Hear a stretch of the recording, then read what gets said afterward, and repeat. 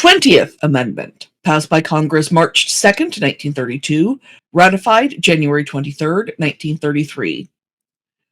The terms of the President and the Vice President shall end at noon on the 20th day of January, and the terms of Senators and Representatives at noon on the 3rd day of January of the years in which such terms would have ended if this article had not been ratified, and the terms of their successors shall then begin. So we're recording this on the 20th of January. 2024. Yep. So, but it's Martin Luther King Day and there's nothing else interesting happening today. I don't want to talk about it. No. The reason that there had been the big gap historically between Election Day and Inauguration Day was travel. Because it used to be March, then March. Yeah, it was March. And so November to March is 4 months, and that meant that for 4 months of his presidency, because it has always been a him, again, I don't want to talk about it right now, for 4 months of his presidency, the president would be kind of in a holding pattern. There would be, especially if he had been voted out of office or if he had elected not to run for another term, there would be 4 months where he was what was called, and what is still called, a lame duck. We're not using that term right now, even though technically a second term president has often been called a lame duck president. What it means is he doesn't have the sway and the influence of a president who, in theory, is going to run again and has all of these opportunities going forward. And especially in this 4-month period between the election and March, when that was the inauguration, the president couldn't accomplish anything because everybody knew that the important person was the incoming president. Well, when everybody was traveling by horse and carriage, that made a certain amount of sense. Because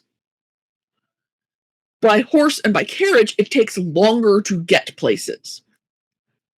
But even though the country had gotten substantially larger since 1789, by 1932, it didn't take anywhere near as long to get places, even though this is before the interstate highway system and the roads were terrible. Yeah, we had, at that point, we had trains. We had trains. And yeah, it takes a while to cross the country by train. It takes a while to drive across the country, even with good roads. But it's still faster than a horse and a carriage. It's still a lot faster than a horse. It's faster to take a train from, we'll say, San Francisco to Washington, D.C., than it would have been to take a horse from, Boston to Washington, D.C. back in 1789. So this 4-month period just did not make sense anymore. This is one of the few amendments that is about changing technology.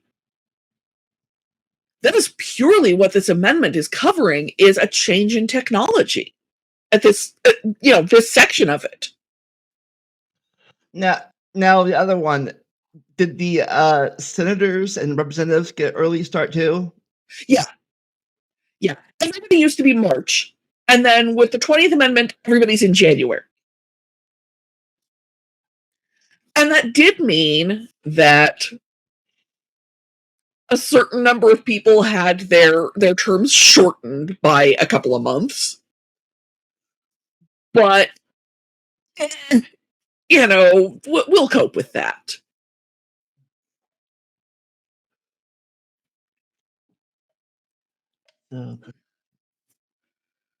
So I think with that, we can move on to the next. So wait a minute, we're fast. So this would have been the FDR's first term. Yeah. So he could spare the couple of months anyway. Right. All right, next slide. The Congress shall assemble at least once in every year, and such meeting shall begin at noon on the 3rd day of January, unless they shall by law appoint a different day. So if we go back to the previous slide, they get sworn in at noon on the 3rd day of January, and they go right to work, unless they decide by law that that's not what's going to happen. And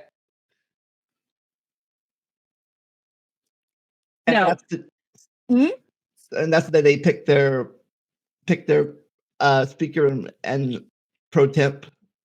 Yeah.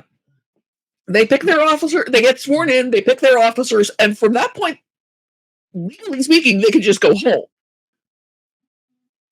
Now, even if we greatly expanded Congress the way I would like us to, Me too.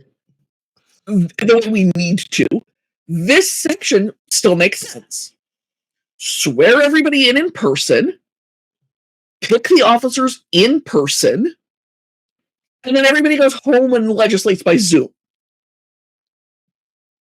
I'd like to hope that we would actually set up a federal specific legal, a zoom.gov, as it were, as opposed to using a specific licensed product, have one built specifically for Congress. Currently, Zoom is kind of a shorthand. Yeah, and like have it like an online C-SPAN so we can still watch what they're doing. Right. Without like actually being part of it. Right. There's a whole bunch of ways that we can make that work because the technology is there. Again, technology moves forward. The 20th Amendment is largely the technology moves forward amendment. It's saying, hey, this thing that happened because the travel times were X in 1789 needs to be changed because now the travel times are Y. That's the entire reason behind this event. And again, go back a slide and look. It didn't really take that long for everyone to say, yeah, that makes sense. It got passed and ratified in less than a year. I noticed something grammar-wise. Third day is written weird back then. With the 3rd day of January, with the 3D. Yeah. Technically, that's still grammatically correct. I mean, we use an R instead of just a D, so it'd be 3RD. But yeah, it is a little. The fact that they used a number, like, are they trying to save characters or something? They were not tweeting this amendment. Or whatever it's called on the various other platforms that I still don't use.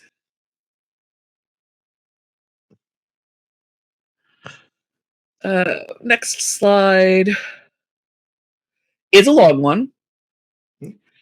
If, at the time fixed for the beginning of the term of the president-elect shall have died, the vice president-elect shall become president. If a president shall not have been chosen before the time fixed for the beginning of his term, or if the president-elect shall have failed to qualify, then the vice president-elect shall act as president until a president shall have qualified, and the Congress may by law provide for the case wherein neither a president-elect nor a vice president-elect shall have qualified, declaring who shall then act as president, or the manner in which one who is to act shall be selected, and such person shall act accordingly until a president or vice president shall have qualified. I believe, and this is I'd have to look it up, but at this point, I believe we had actually had a vice presidential candidate die between the election and the inauguration day. And so they figured, well, we need to do something about that. I know that one of the people who was, if I remember correctly, one of the people who was running for president when Lincoln was died before Inauguration Day. I could be wrong about that. But this was like, well, that could happen, so let's put laws in place so we know what we're going to do. So say if between November and now, Trump had passed away or got sick, then they would swear Vance in as president. Yeah. And if both Trump and Vance had become incapable of holding the office, let's say, the Congress would have been able to pick someone. Or if they had somehow been disqualified. And it's kind of vague on how they shall have failed to qualify. I guess if we found out that, I mean, and this is not possible because both of Trump's parents were citizens when he was born, which means, there's no. But if Trump had secretly been born in Kenya, if you know what I mean, Yeah. then I suppose that would mean he would fail to qualify. It doesn't clarify that language. So that would be an interesting Supreme Court case going forward if, for example, somebody had cited, what is it, the 14th Amendment that has the language about treason, and declared that because the incoming president had committed treason against the United States, he failed to qualify as president, which the current Supreme Court would not accept as an argument, but should have. I think that would have been, okay, he fails to qualify, and therefore Vance.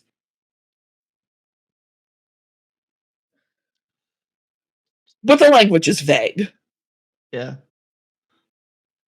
That why it's a long one? Yeah, it's providing options for a situation that has not happened, had not happened then, still has not happened. But it's just in case language. Let's cover a bunch of possible eventualities.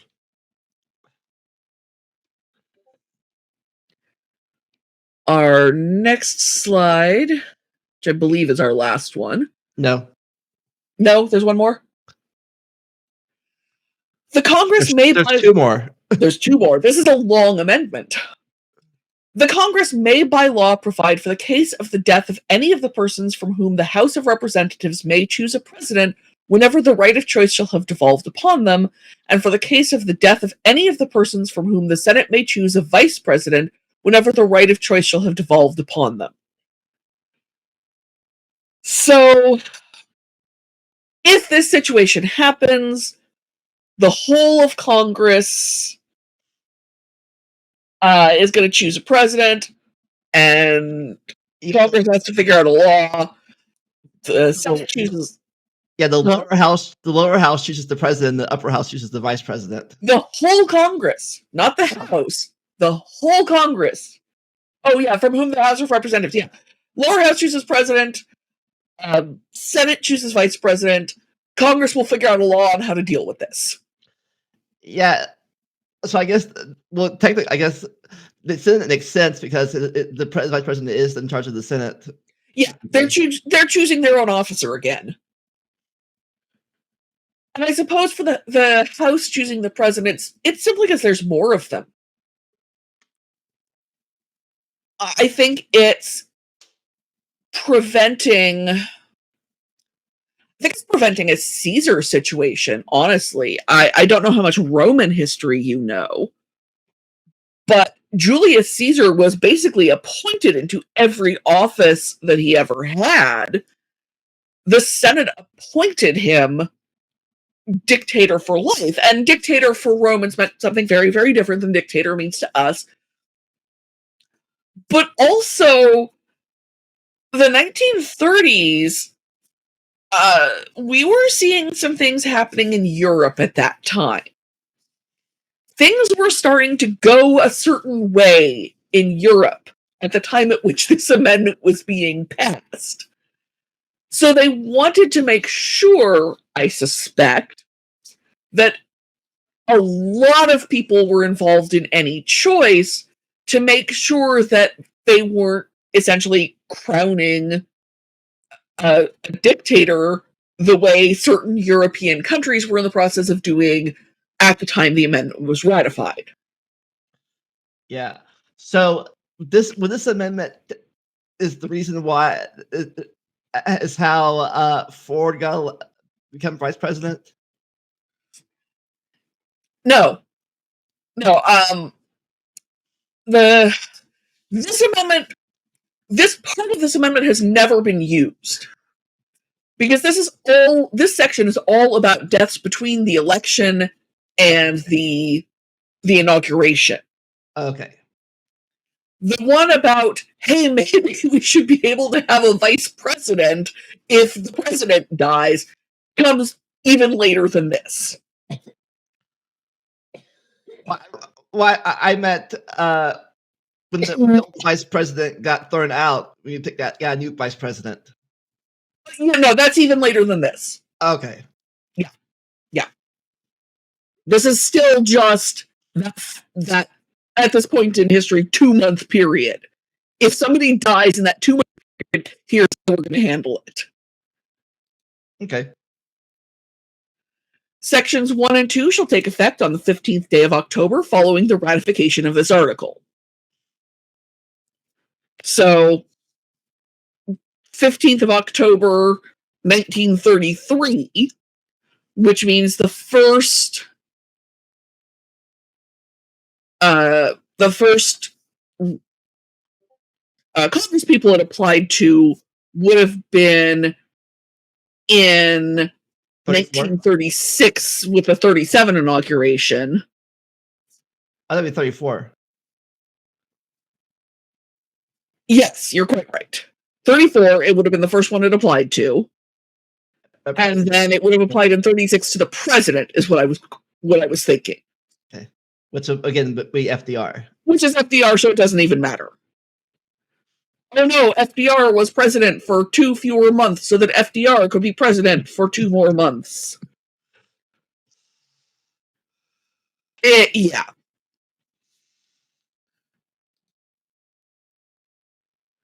This article shall be inoperative unless it shall have been ratified as an amendment to the Constitution by the legislatures of 3/4 of the states within 7 years from the date of its submission.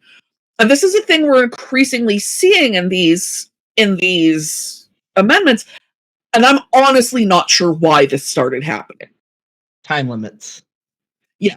Time limits have not been a thing. We only start seeing time limits on these amendments in the 20th century, and I don't know why.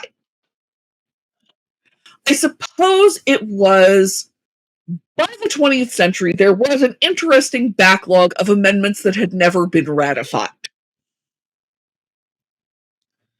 Many of them had never even passed the Congress because many of the amendments that have been proposed over the years have been kind of stupid.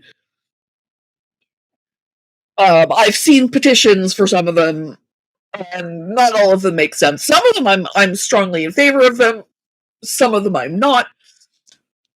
But there were all kinds of amendments proposed.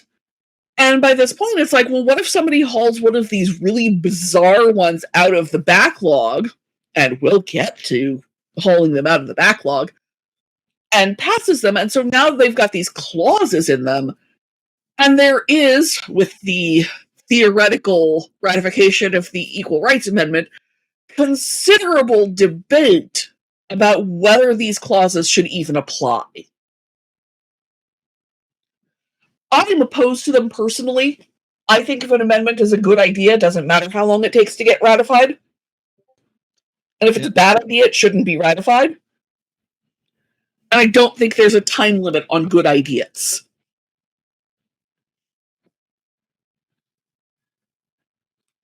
So was this one a good idea?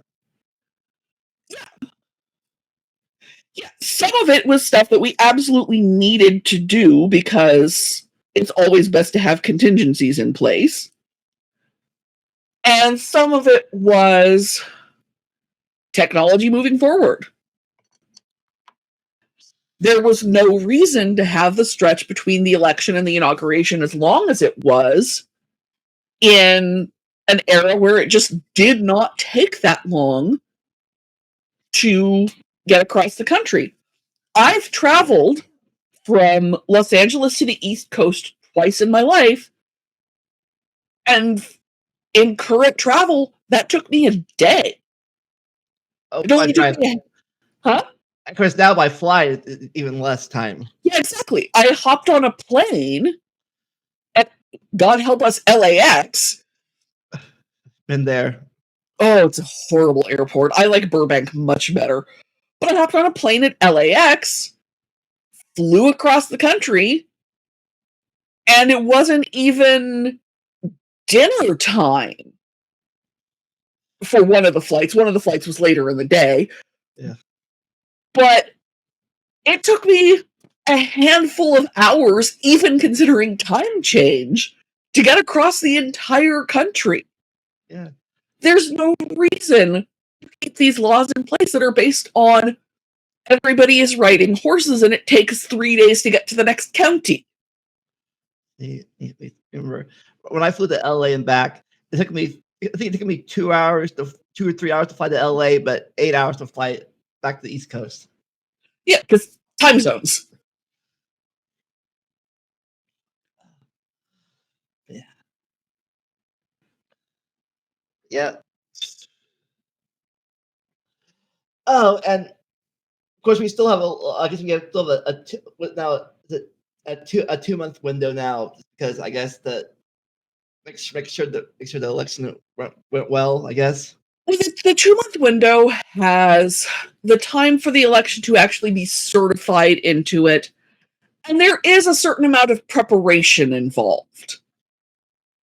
A 2 month window makes a lot of logistical sense. It gives everyone time to make sure that they are prepared for everything. Let's be real. If you become president, you have to move. And having a little bit of notice of that, as someone who has moved a time or two, it's nice if you know when you're going to move. Yeah. Moving out of nowhere is terrible. Is it the first Tuesday of November? No, it's the first Tuesday after the first Monday in November. Okay. So that Wednesday you get sworn in. That's time enough to do anything. And sometimes the election just isn't over yet that soon. The counting isn't done. So the window we have now gives the states time to finish their counting and get everything in order on the state level. And then it gives time to move everything to the federal level and get everything in order on the federal level. And as we are never going to forget again, on January 6th, everything gets ratified and dealt with on the federal level. And then January 20th, the new administration starts. And that is a nice balance between fast enough for everything to get handled, or fast enough so that we don't have this backlog going, but slow enough so that everything can get taken care of that needs to get taken care of before a new president can be sworn in.